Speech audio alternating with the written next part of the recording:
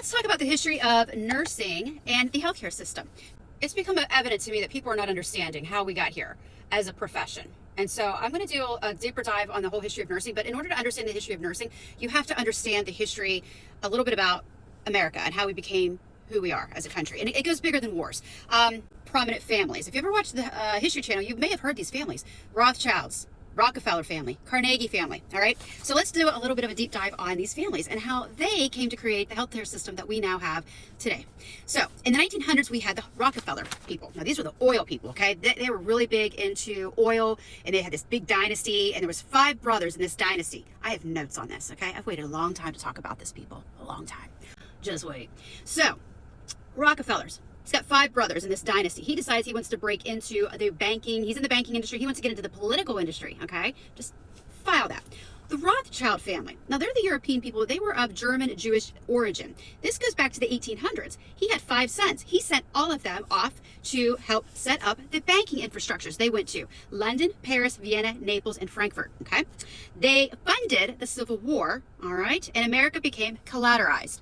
That's all I'm going to say on this whole issue of America. You need to go and do your research. I'm not going to sit up here and teach y'all how to do this. Go do some research on that. But understand that this is where Abraham Lincoln and Andrew Jackson created the Federal Reserve. That's all you need to know. I'm just dropping some seeds here for y'all.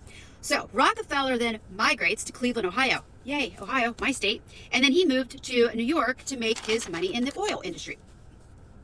However, John Rockefeller's grandson dies of scarlet fever and he's thoroughly upset. He just can't believe this. So his strategic advisor, Gates, tells Rockefeller that the medical industry is just like the oil industry in its inefficiencies. Catching on?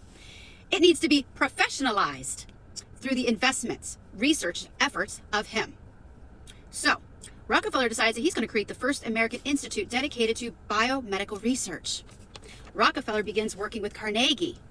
Now, my hometown's near Pittsburgh, so it's all about Carnegie back there, okay? Carnegie helped create what is called the Flexner Report. Go look that up, okay? It's another seed for you. This was done in 1910.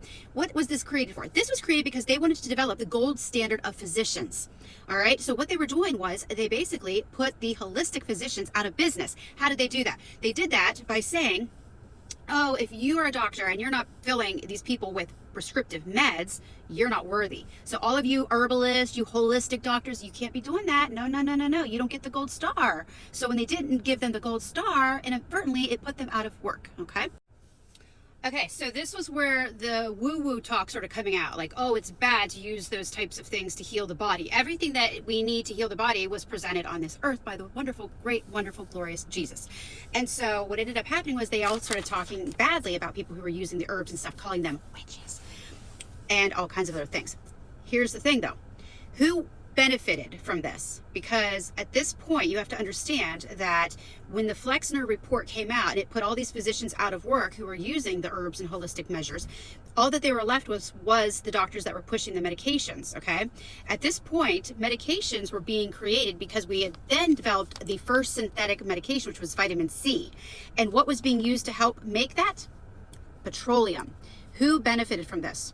Rockefeller, because he owned 90% of the petroleum refineries in America. All right, so he knew what was coming. He knew that all these medications that were going to get created would be made with the use of his petroleum-based products. So him and Carnegie, Rockefeller and Carnegie, they decide that they are going to create Johns Hopkins University. This would become the landmark gold post benchmark infrastructure for the medical schools that they would then duplicate out across America. All right, so next follows after that becomes the AMA, because they have to standardize everything. Everything has to become standardized. It's the standard. Remember that, standardized. So then they create the American Medical Association, and they put all the other little small schools that were out there trying to teach doctors how to be doctoring. They put them all out of business because they didn't have that standard. And we are still using these standards today. Think about that. Magnet status, okay? Anyway, so from the AMA, they then decide that they see this evolutional creation of the nursing industry. And that's a whole other video in itself. And it goes way back further than Florence Nightingale. But then they start creating the ANA. All these organizations is basically lobbying organizations to push their own agendas. Because why? Because Rockefeller and himself, quote, you can look this up, says, I don't want a nation of thinkers. I want a nation of workers. So ask yourself, are you a worker or are you a thinker? Because what I'm seeing that's going on out here in the world, out there with these organizations, some that you hold up to high standards. And if you are in a era of your life that you're like, I hate my job, I hate nursing, I hate this, I hate that, I don't know is it ever going to get better? No, it's not. It's only going to get better when you make it better for yourself.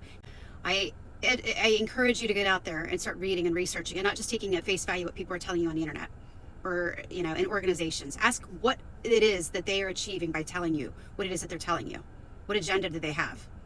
Because there's a lot of agendas being pushed out here, and a lot of you are falling into it and you're buying it.